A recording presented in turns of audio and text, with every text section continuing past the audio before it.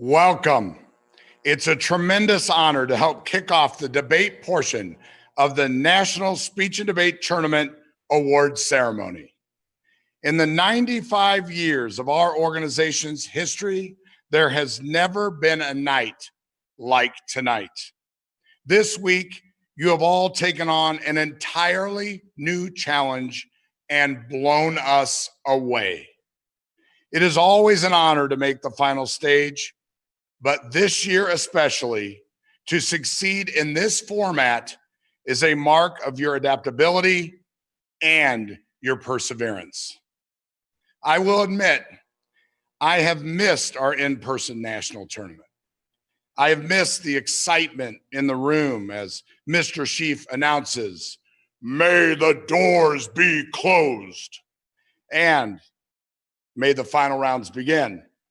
I have missed seeing the celebrations from students and coaches as postings go up. I have missed seeing the looks on students' faces as they step onto the final stage for the first time or the last time. I have missed seeing the connections, the reunions, and new friendships formed.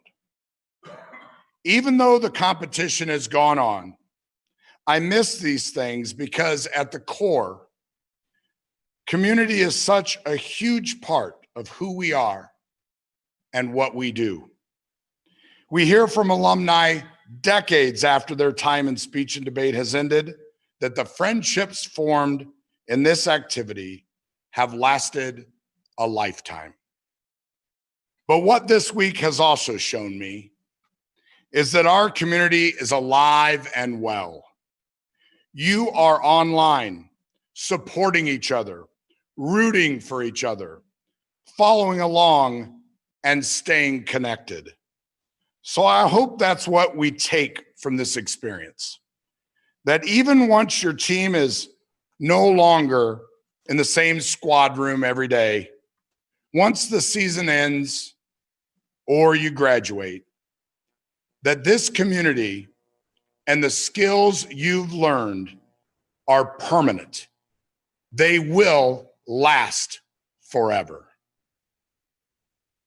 At this time, I'd like to introduce Pam Wyckoff, President of the Association's Board of Directors, to welcome you here tonight. On behalf of the Board of Directors, I want to welcome everyone to this awards celebration. Without a doubt, the year 2020 will stand out in the 95-year history of our organization. Moving to an online tournament tested all of us, the Board of Directors, in deciding whether to offer an online tournament and ensuring that it could be conducted in an equitable way. The Nsda staff reconfiguring this entire event in the small amount of time available. Our volunteers, who witnessed the transformation of their roles leading up to and during the tournament. And you, the coaches and students, finding a whole new way to prepare for this event, adapting to an online environment, and translating skills into a virtual platform. Yet despite all these challenges, one thing did not change. Students, each of you earned your way into these online rooms. You demonstrated excellence. No one gave you this opportunity. You represent the best of the best in your district, your area of the state, country, or world. But in concrete terms, what does that mean? Well, let's break it down.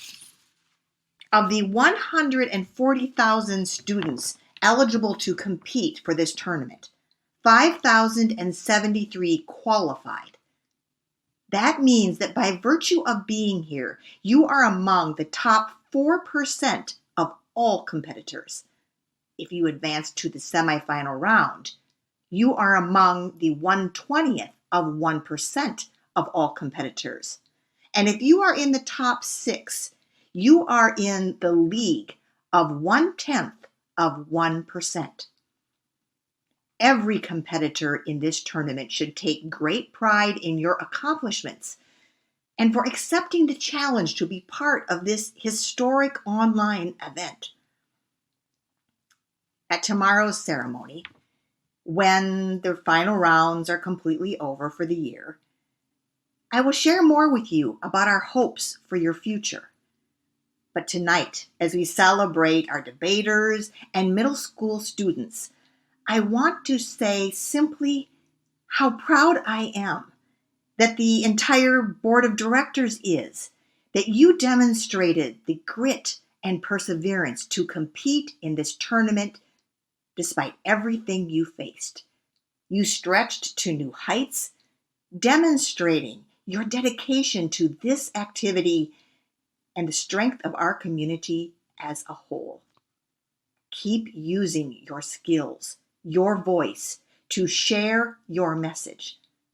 Congratulations for everything you have accomplished and for what you will accomplish, despite the challenges that lie ahead.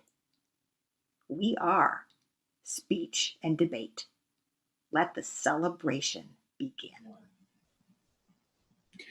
As we all know, the national tournament would not be possible without the wonderful work of more than 160 tab and tournament officials who work throughout the week to assure a wonderful and fair competition. The association thanks you for your efforts and extends a special thanks to its main debate event chairs.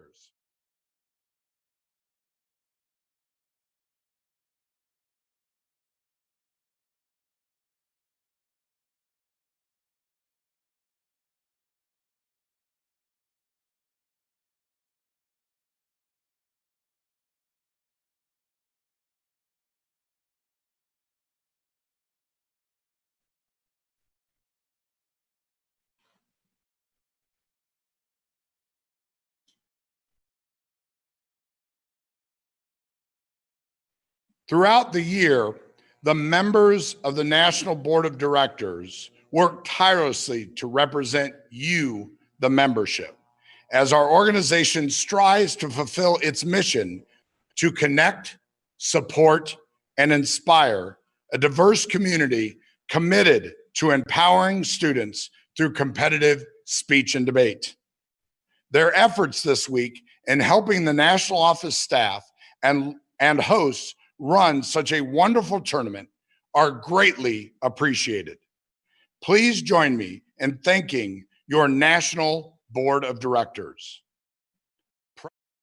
Pam Katie Wyckoff, Vice President Dr. Tommy Lindsay Jr., Byron Arthur, Dr. Mike Edmonds, David Houston, Adam J. Jacoby, Jennifer M. Jerome, Renee Motter, Timothy E. Sheaf, Tom Rollins, and Robert Runcie.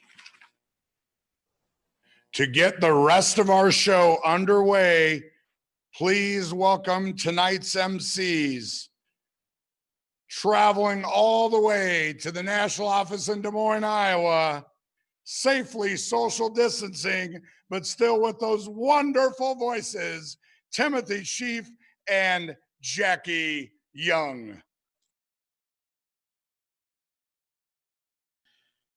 It's now time to honor members of the 75th Annual National Congress presented by the Stennis Center for Public Service. The National Speech and Debate Association is honored to have as our official Congress sponsor the Stennis Center for Public Service. The center conducts the programs that attract talented and capable young people to careers in public service leadership and provide leadership development opportunities for current public servants. Tonight, we'll first honor our winners in the Senate. In the Senate, the top presiding officer is Manu Antururi from Thomas Jefferson HSST in Virginia, coached by Maria Bakey. Your winners in Senate are, in sixth place, Noah Roberts from L.C. Anderson School in Texas, coached by Miguel Harvey and Michael Jennings. In fifth place, Teos Bansal from Plano West Senior High School in Texas, coached by Robbie Holland and Katie Leto. In fourth place, Shilapa Gunugonti from St. Mary's Hall in Texas, coached by Colin Malinak. In third place, Sonny Gandhi from Adlai E. Stevenson High School in Illinois, coached by Allison Pearl. Placing second in the Senate is Rohit Jawar from John F. Kennedy High School in California, coached by Quest Sandel, and your national champion in Senate, receiving a $1,000 scholarship from the Stennis Center for Public Service, is Manu Anturiru from Thomas Jefferson HSST in Virginia, coached by Marie Becky. The Senate Leadership Bowl is awarded to the senator whose peers voted them the most outstanding in the final session. The 2020 Senate Leadership Bowl winner is Manu Antiru from Thomas Jefferson HSST in Virginia, coached by Marie Bakey. Congratulations. It's now time to honor our winners in the House. In the House, our top presiding officer is Joseph Marciri from John F. Kennedy High School in California, coached by Quest Sandel. Your winners in the House are, in sixth place, Christian Rodriguez from American Heritage Plantation High School in Florida, coached by Joseph Quintana, Spencer Orlowski, Ryan Levesque, and Joel Dennis. In fifth place, Rushil Roy from Monte Vista in California, coached by David Matley. In fourth place, Arshia Mehta from Doherty Valley High School in California, coached by Keshav Raghu, Tanya Madarwar, Alicia Redye. In third place, Joseph Masiri from John F. Kennedy High School in California, coached by Quest Sandal. Placing second in the House, Thomas Lay from Bel Air in Texas, coached by Jay Stubbs. Your national champion in congressional debate House, receiving a $1,000 scholarship from the Stennis Center for Public Service, is Rachel Iser from Monte Vista in California, coached by David Matley.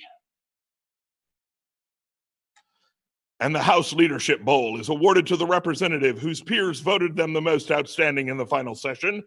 The 2020 House Leadership Bowl winner is Andrew Sun from the Harker School in California, coached by Scott Odekirk, Jenny Atchins, Greg Atchins, and Shaniat Hunt. The Carl Munch Trophy is a special award named for the association's first president, Senator Carl E. Munch of South Dakota, and presented each year to the school that has accumulated the most congressional debate participation points. Contenders for next year's award will be visible after the conclusion of the tournament in the results packet. And now, earning the most congressional debate participation points, this year's Senator Carl E. Munch Congress Sweepstakes Trophy is awarded to students Jay Batia, Joa Sanchez, Derek Xie, Grace Holland, and Emily Rafka from Riverside High School in South Carolina, coached by Lorenzo Barberis Canonico, Heather Brown, McGregor Cook, David DeHesa, Jin-Soo Kim, and Pete Martin. The Nsda Communicator of the Year Award is presented in chosen years to an individual who who exemplifies the skills, character, and vision of great communication and leadership in their chosen profession. Good evening. I am Dr. Tommy Lindsay Jr., and I serve as the Vice President of the Board of Directors for the National Speech and Debate Association.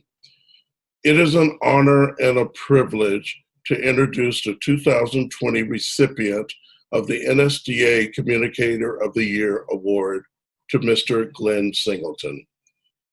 When I think about his work, I am reminded that as a society, we are facing some very difficult times, many of which arise from a lack of appreciation and understanding of the numerous races, ethnicities, and cultures that comprise the interwoven threads of the American social tapestry.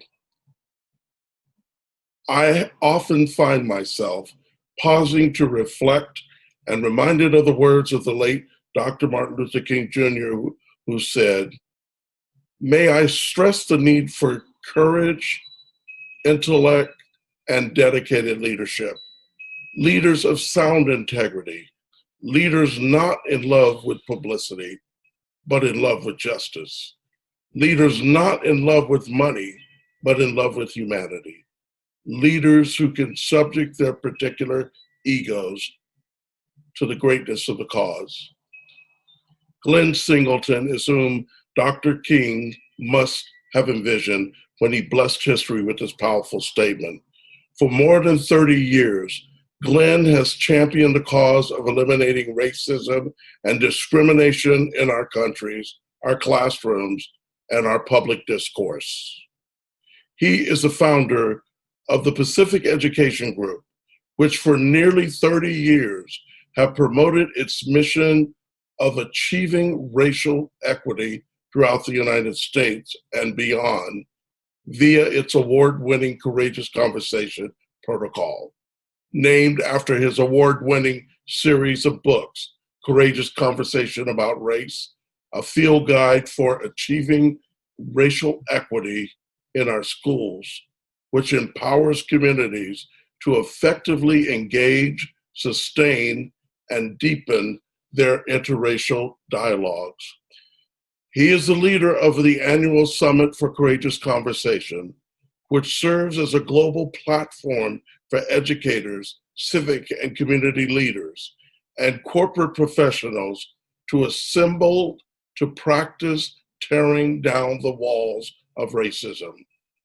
There are very few people who have a global impact in the fight for social justice. Glenn Singleton is among the hallowed few. Glenn's leadership and unwavering commitment to combating racism has inspired countless individuals to go beyond what they previously thought was possible. He is dedicated to equity, not just in education, but equity in the community, in industry, in politics, and in the law. Finally, former UN Secretary Kofi Annan said it best. We have different religions, different languages, different skin color, but we are one human race. Glenn Singleton stands apart as a shining beacon of leadership, charisma, and determination towards fostering the inclusivity, the respect, and the appreciation that must define humanity if we are going to survive the challenges that we face. I am truly humbled to call Glenn my friend, and I am proud to recognize him as the 2020 Communicator of the Year. Greetings. I want to begin by just expressing my gratitude first and foremost to the highest power, the most powerful. I thank God for this opportunity to be here. Along with that, the most benevolent of my ancestors and the guardian angels and ascended masters who have made it possible for this kind of work that I'm trying to put into the world. I also want to extend my heartfelt appreciation to Dr. Tommy Lindsay Jr., who over 2 decades ago introduced me to the world of forensics, speech and debate, some of the most outstanding orators that I have ever met, many of whom are still friends with me to this day. And also to the association, Nsda, that I have had the absolute pleasure of working with. I thank the board and Scott's leadership and the staff, the many, many dedicated and extremely talented coaches, and most of all to the students. These are our future. And by watching just the experiences that I've seen in the Bay Area, our future is bright. I'm truly honored and humbled by this award. And it means a great deal to me as a person who majored in communications at the University of Pennsylvania and has continued into fields where communication is quite important. I just want to take about 15 minutes tonight and just express to you and hopefully prove to you that you didn't make a mistake in offering me this very prestigious and this incredible honor tonight. And so I was thinking, what was it that I wanted to communicate out, particularly at this most unprecedented and in so many ways troubled time, not only in the United States, but all around the world. And my big mission here has been to help people to really see the depth of the challenge, but also see the depth and the expansiveness of the possibility. And so the thing that I think I speak most clearly and from the strongest and proudest place is that of being a part of a population of about 6% in the United States. These are African American men. And given that I have lived a half century plus in this particular demographic, this is where I want to bring my comments to you tonight. And I think that as the world sort of tries to understand the plight, the experience, the expression, the heart, the soul of the Black man, I want to make sure that I take this opportunity to express just one heartfelt, thoughtful understanding of what's going on in my mind. And so the first thing I want to say is that we have been living in some really particular and important times. Over the past more than decade, the world has changed greatly. And I do remember a celebration in 2008 as one of the proudest of my life as a Black man. And that was to see for the first time my own image and to hear my type of voice and my type of humor and my type of music through Spotify of the President Barack Obama. And this 44th president of the United States greatly changed the landscape of not only the United States, but the world. And so many of the ancestors and the elders even had so much trouble because there was a belief that this day might not ever come. And I just relied on the wisdom of Tupac Shakur, who said, that, we might not see a Black president, and the but was a possibility. And so I thought, hey, you know what? That was a moving moment.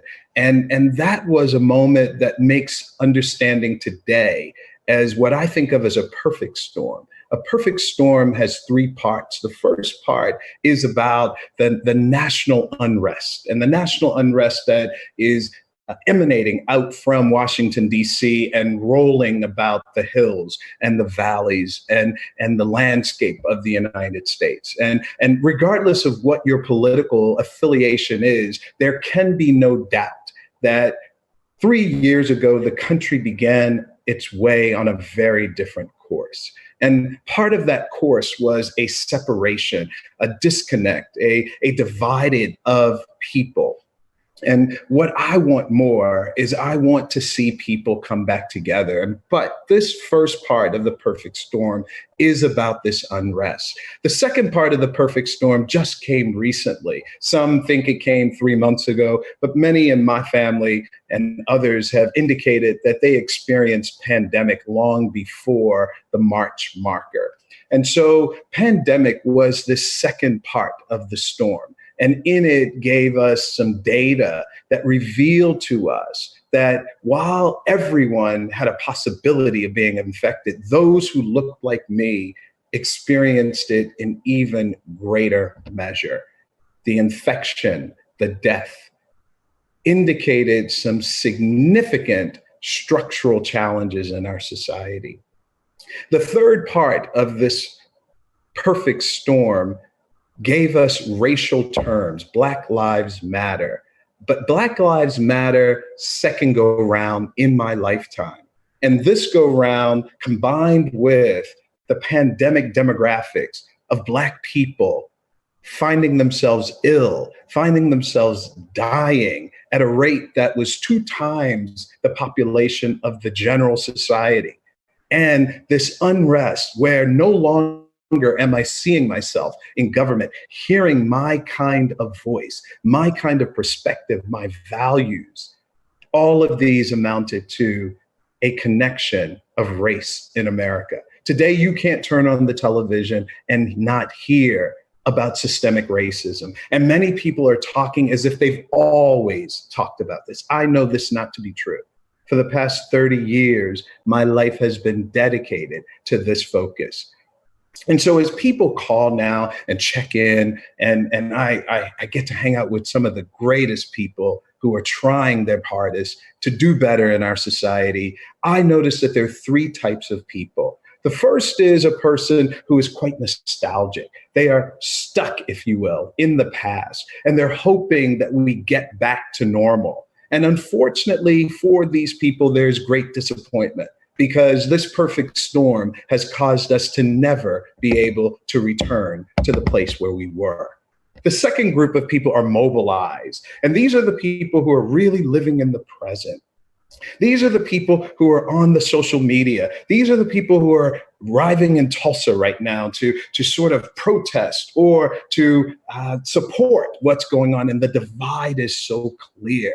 But the mobilizing people are really making sure that a movement is in place. Whereas those who are nostalgic are really thinking about when this moment might pass. Is it a moment or is it a movement? Well, the third group of us, we are actually ascending. We are accepting that we are evolving. And that's what the society is all about. It's the opportunity for us to evolve. And so if I can say one thing tonight, if I can communicate one thing tonight, that is, let's evolve. It's been way too long in this country that we have practiced skills of denial and delusion around race. Race matters. Race matters every day, all the time. From the very first moment when we breathe air into the society, we are breathing racialized air. And this air will not change by us acting like it does not exist. This air will not change by us fighting one another, denying the reality of racism in our society. And so if I can urge us to do one thing, that is, discover how race plays out in each and every one of our lives. And in doing so, we will enter into that new reality. We can't eradicate racism without dealing with race. And so I think I'm here with you. And I think that my contribution to Nsda has been about helping a group of coaches, a group of leaders, a group of students even, to be able to grapple with this reality, to no longer run from it. As I said, I have nothing but hope. I am a part of that community that does not see this as a moment. I don't even see this as just a movement. I see this as the evolution of our society, of our world. And I'm hopeful that each and every one of you, particularly those of you who have the blessing of working with the next generation of scholars, of leaders, that you will help them to navigate into this reality and to be a part of this evolution.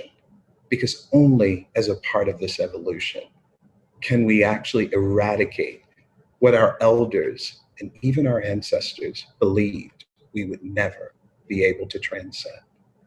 I thank you. I thank you from the bottom of my heart for this acknowledgement, for this award, but even more so, join me. Join me in seeing our way to that better society, that better world, one that we are proud of and proud to pass on to our children. Thank you.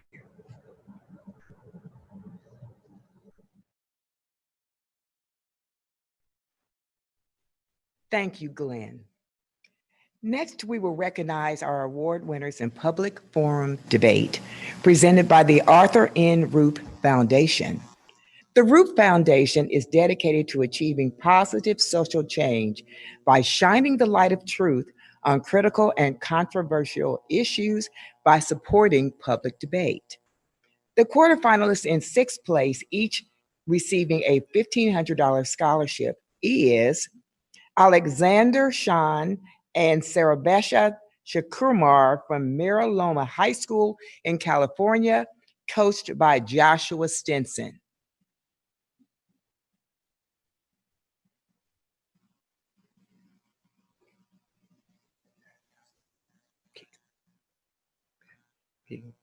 The quarterfinalists in fifth place, each receiving a $1,500 scholarship, is Joshua Lee and Lieben Morgan from Acton Barksboro Regional High School in Massachusetts, coached by Sue Hennessy.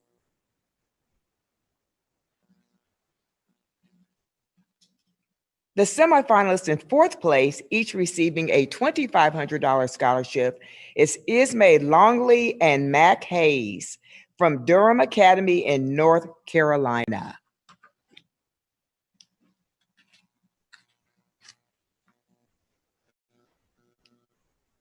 The semifinalists in third place, each receiving a $2,500 scholarship, is Ava Olson and Alessandro Pere from the Blake School in Minnesota, coached by Shane Stafford, Sandra Berkowitz, Christian Vasquez, Eva Molinita, Ellie Singer, Chloe Ricks, and Sharia Yadaz.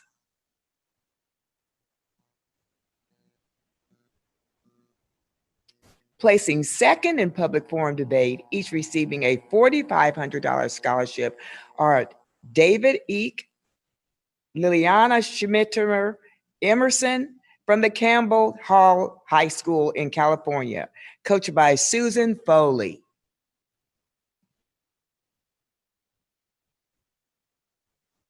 And with a decision for the affirmative, your national champions in public forum debate, each receiving a $5,000 scholarship and the Arthur M. Roop Championship Trophy, are Sasha Haynes and Maggie Mills from the Chagrin Falls High School in Ohio, coached by Richard Haber, Ken Cassie, and Corrine Midlick.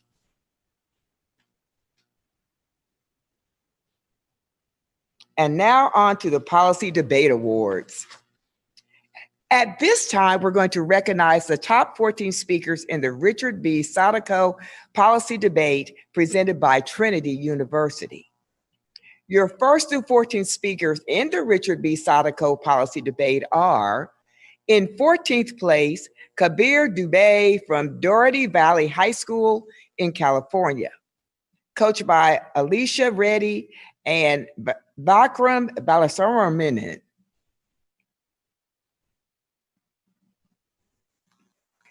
In 13th place, is Madeline Galian from West High School in Utah, coached by Susan M. Raymond.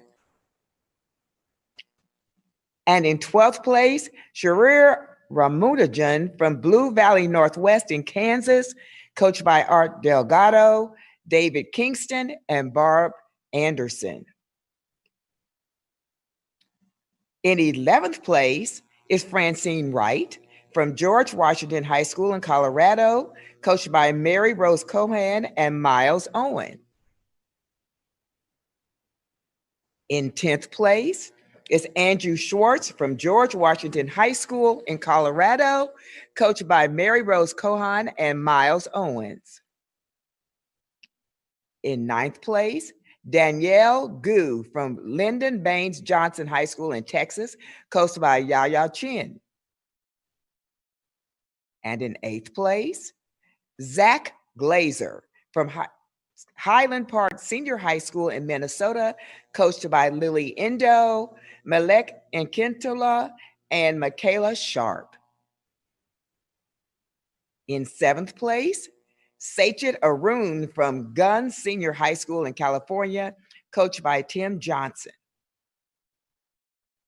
And in 6th place, Kelly Yee from Lowell High School in California, coached by Namir Sewer and Terrence Abad. In 5th place, Zoe Rosenberg from Lowell High School in California, coached by Denier Sir and Terrence Abad. And in 4th place, Ava Lipzig from Glenbrook South High School in Illinois, coached by Alyssa Corrigan, Abraham Corrigan, Maggie Wells, Sam Gustafson, and Tara Tate. And in 3rd place, Udarsh Hamir Math from the Bellarmine College Preparatory in California, coached by Aaron Langerman and Annie Parhu.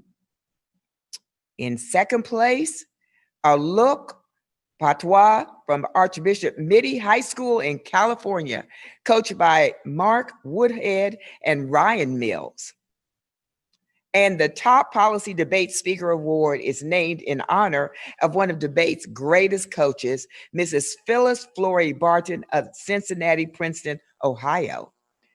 Mrs. Barton coached a national championship team in both of the great national leagues. And upon her death, her students and colleagues set up a scholarship fund to honor the Barton Top Debate Speaker.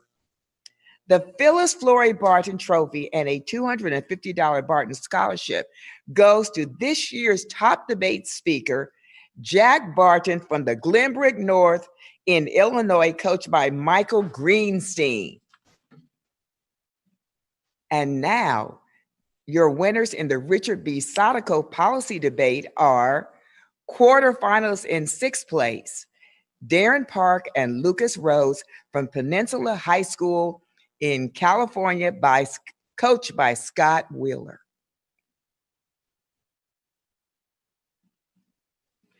Quarterfinalist in 5th place is Surya Midha and Ardish Hiremath from the Bellarmine College Prep in California, coached by Aaron Langerman and Ani Pahu.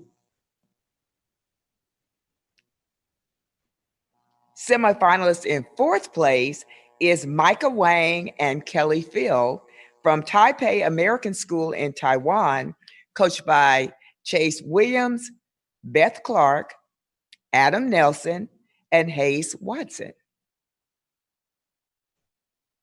Semifinalist in 3rd place, each receiving a $250 scholarship, are Jayun Park and Austin Ray from Washburn Rural High School in Kansas, coached by Tim Ellis and Sean Duff. And finalists in 2nd place, each receiving a $500 scholarship, are Shakate Arun and Evan Alexis from Gunn Senior High School in California, coached by Tim Johnson. And the national champion in policy debate will receive the Harlan B. Mitchell Trophy, named after the association's legendary debate coach. Your champions in policy debate, each receiving a $750 scholarship from Trinity University and receiving the Harlan B. Mitchell Trophy, are Saula Salim and Sam Ring from Heritage High School in Oklahoma, coached by W. Bryson Gaston.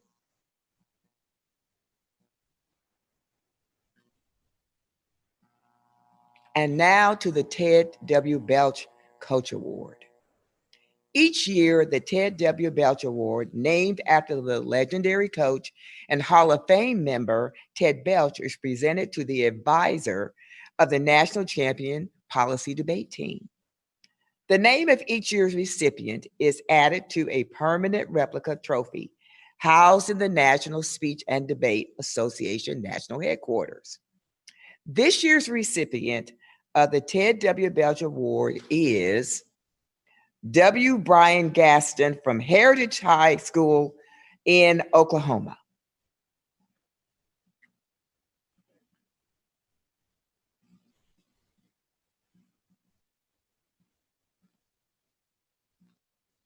And next, we will congratulate our award winners in Lincoln Douglas debate, sponsored by Illinois College, along with scholarship sponsor by Victor G.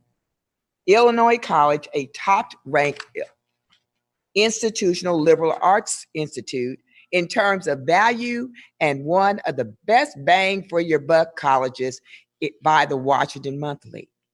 It has built an international reputation for inspiring achievement and empowering students to make a difference in this world. At this time, let's recognize the top 14 speakers in Lincoln Douglas debate, presented by Illinois College.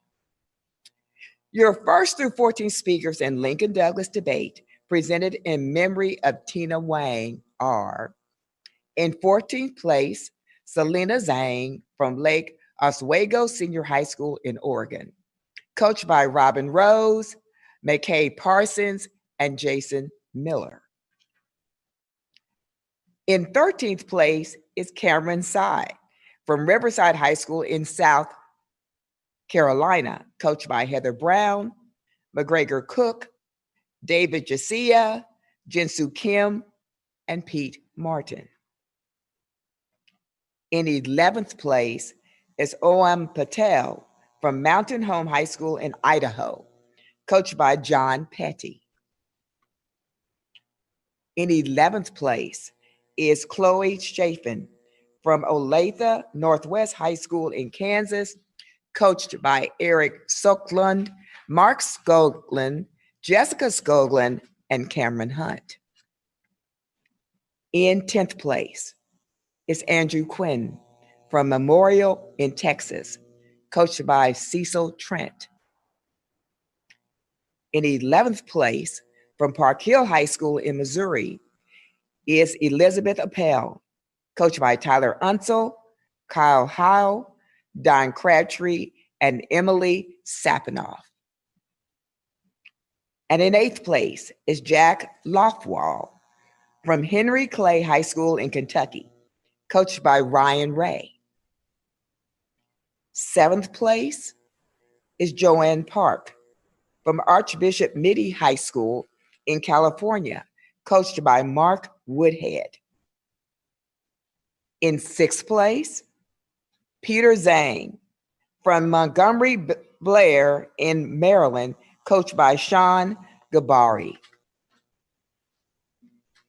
In 5th place, Shreya Nagajoti from Jackson High School in Ohio, coached by Brandon Mader.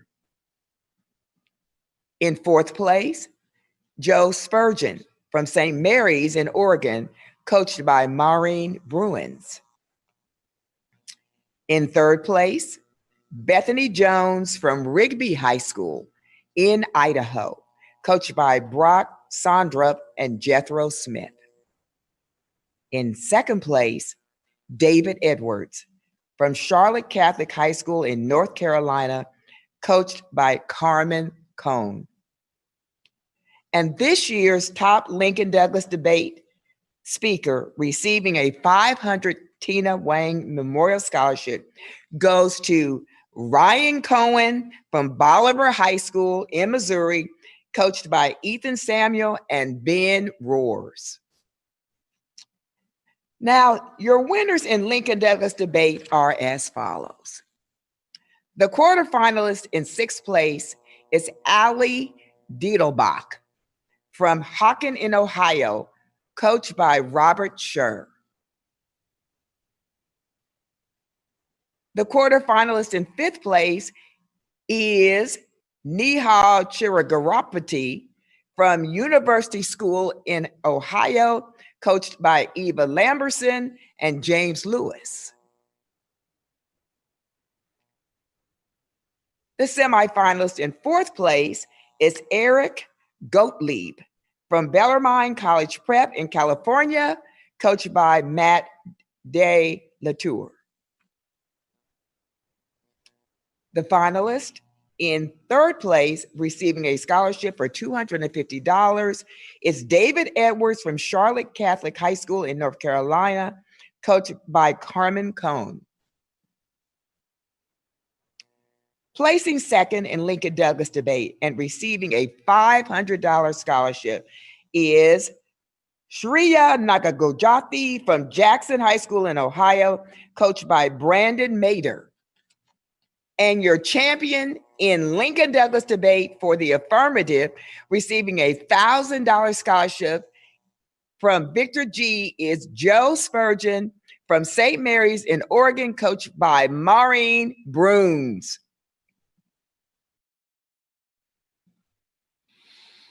Please join me in congratulating our award winners in the USA World Schools Debate Invitational, presented by the National Speech and Debate Association, which was held this week in conjunction with our online national tournament.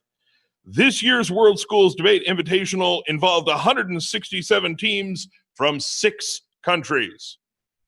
At this time, we recognize the 1st through 14th speakers in World Schools Debate. 14th speaker, Michael Kuharski from New York City Red, coached by Eric DiMichele. Your 13th speaker, Lauren Donahue from South Carolina Blue, coached by Greg Cook and Chuck Nicholas. The 12th speaker, Veda Janik from Gulf Coast Blue in Texas, coached by Tasha Jones. Your 11th speaker, Rakwa Gerbrelwo from Space City Silver in Texas, coached by Derek Davis and Ashley Freeman. Your 10th speaker, from Carolina West Gold in North Carolina, coached by Megan Butt, Bilal Butt, and Katie Dunn. Your 9th speaker, Emily Jordan from West Kansas Blue, coached by Megan Hageman and Megan Blackburn. Your 8th speaker, Han Zhang from Tar Heel East Blue in North Carolina, coached by Brittany McNeil and Christopher Kitchen. In 7th place, Jessica O from Taiwan Blue, coached by Chase Williams and Beth Clark. Your 6th speaker, Praveen Gundaran from Capital Valley Yellow in California, coached by Joshua Stinson. In 5th place, Casey Ringer from Colorado Grande Blue, coached by Bill Brown and Renee Motter. Your 4th speaker, Emily Nee from FDT Academy Red in British Columbia, coached by Tanya Sena and Frankie Sena. Your 3rd speaker, Grace Kim from Florida Sunshine Red, coached by Jim Froelich and Donna Gray. And your 2nd speaker in World Schools Debate, Shreyas Iyer from Carolina West Gold in North Carolina, coached by Megan Butt, Bilal Butt, and Katie Dunn.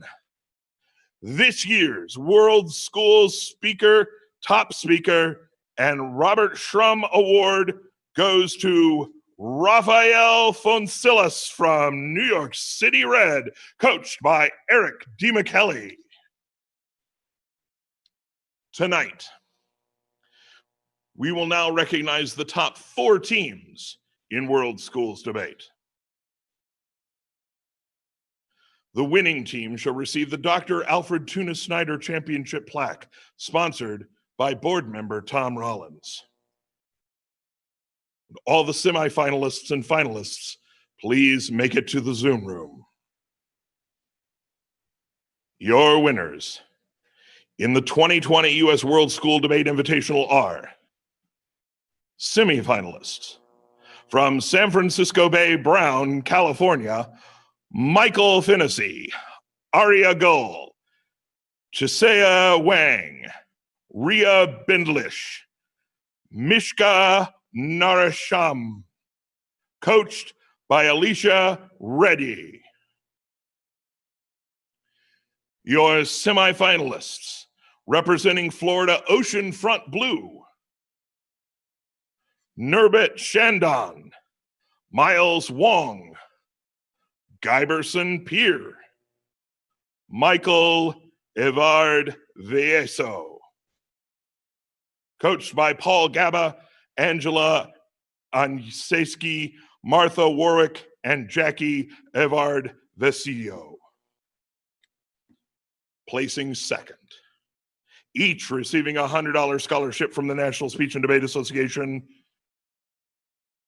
is Team Prop from North Coast Blue in Ohio, Liberty Oliver, Ria Raj, Kayla C., Zain El Kasi, coached by Devin Snook and Stephanie Kahn. Your champion team, each receiving a $200 scholarship from the National Speech and Debate Association, is Team Op from Lone Star Green in Texas, Caroline Greenstone, Jyoti Gupta, Cameron Kettles, Ashley Shawn, Amy Shastawake, coached by Aaron Timmons and Cindy Timmons. Congratulations.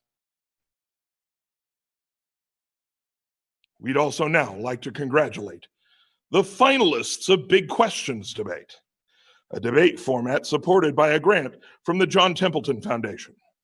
This year, students have grappled with complex worldview questions as they debate both sides of the topic. Resolved. Objective morality exists. Tournaments and classrooms that hold Big Questions debates are eligible to receive thousands of dollars per event. Thanks to the generosity of the John Templeton Foundation, the Nsda has given almost $1.5 million to speech and debate programs across the country since 2016. We're excited that the foundation will generously support Big Questions for another 2 years, creating continued opportunities for students to debate topics at the intersection of science, philosophy, and theology. You can host a Big Questions event at a tournament, school scrimmage, or classroom event. Please visit nsdabigquestions.org to find out more information. But this year, your winners in 2020 Big Questions Debate are semifinalist in 4th place, receiving a $2,500 scholarship from the John Templeton Foundation, Cameron Green from Regis High School in New York, coached by Eric DiMichele. Semifinalist in 3rd place, receiving a $2,500 scholarship from the John Templeton Foundation, Sarah Ragsdale from North Kansas City High School in Missouri, coached by Amanda Dolinger and Sean Doherty. Placing second and receiving a $5,000 scholarship from the John Templeton Foundation is affirmative Neil Sada from Flint Ridge Preparatory in California, coached by Maggie Woodward and Kamani Griffin. And your champion, receiving a $10,000 scholarship from the John Templeton Foundation and winning on a 4-3 decision, is the negative Michelle Ma from Plano West Senior High School in Texas, coached by Katie Lito and Roby Holland.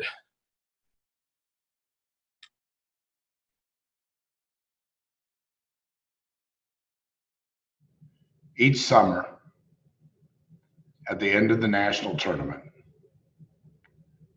for the past 17 years, I've walked out to the center of the stage, asked all the seniors in the National Speech and Debate Association you guys to are all done. please stand Stay tuned. so that I could have an individual moment But everyone else, thank you so much. to talk to them Congratulations. Have a great night. and to give my senior charge. This year has been nothing short of completely different for all seniors. So I decided this morning, as we head into the debate final rounds and the speech final rounds tomorrow, to just sit down at the seat and in the office where the entire online national tournament experience began for me, and give you, the seniors, that annual charge. I guess my message to all of you this year is a little bit different. Instead of charging you necessarily, I want the seniors to know that you've charged us, your coaches, the Nsda board, the staff here at the association. You've charged us by taking what could have been a year-ending experience, a career-ending experience, and entrusting in us to provide an opportunity that would allow the national tournament to live on. It's because of you, seniors, that this national tournament was born. And it's thanks to you that this, the largest national tournament in our history, was not only born, not only thrived, but was a tremendous success. So what I want you to take away from this experience is the impact that you had on the future of speech and debate. And I also ask you to really think about and not forget that it was you and how important you are as seniors and what you did for the activity for your entire high school career that motivated this organization and the coaches throughout the country to take a chance and hold this event. We all know the stats. Seniors, you and the underclassmen that participated in this event blew all minds away on what was possible and what could actually happen. And you and your coaches entrusted in the organization to make that happen. So my message is, this won't be the last time that something like this happens, where your resolve, or the people you work with and interact with, their resolve is challenged, and people around you will say that there's no way that can be done. There's no way that can be done because that's not how we do it. Or we don't have the capability yet. So how could we possibly in 3 months have the capability to do that? And I ask you seniors to come back to this moment. And I want you to remind yourselves what your coaches, what your organization and what you decided to do with your resolve. And I ask you, seniors, to remember every day that the real catalyst for that entire decision, everything that has happened over the last 3 months to bring us to this moment, was all really for one single reason. Because your words and the words of every student that will come after you, those words matter. And in the face of every single challenge that you have, don't lose that core understanding, that core message, that words do matter. And there will be challenges to silence those words. Don't let it happen. Don't let anyone tell you that things cannot happen and that silencing those words doesn't matter. People will say, oh, for this one instant, everyone will understand. No. Learn from this moment that words matter so much that a group, a family, a community, a set of communities can move mountains to ensure that those words that matter are spoken. That's my charge to you. Thank you once again, Mr. One. To close out the 2020 online national tournament in debate, let's wrap it up with some live words from the executive director of the National Speech and Debate Association, Mr. J. Scott One. Thank you, Mr. Sheaf, and thank you, Jackie. They are not done yet. The Jackie and Tim show will be back tomorrow night, and you can expect yet another tremendous and wonderful award ceremony. This historic online nationals will always be an incredible memory. And it is you that made the debate portion of the 88th National Tournament a huge success. Now, stay tuned and please join us tomorrow night at 7 p.m. here at live.speechanddebate.org for the Speech and School Awards portion of the tournament awards ceremony. But ladies and gentlemen, you know, we are not done tonight. Please stick around after the ceremony. In less than 45 minutes, we will be posting the speech and supplemental event finalists, and we will be naming our middle school coach of the year and our middle school showcase winners and middle school schools of excellence. That's coming up at 9 p.m. Central Time this evening. Congratulations once again to your 2020 Debate National Champions. Thank you. And for now, good night.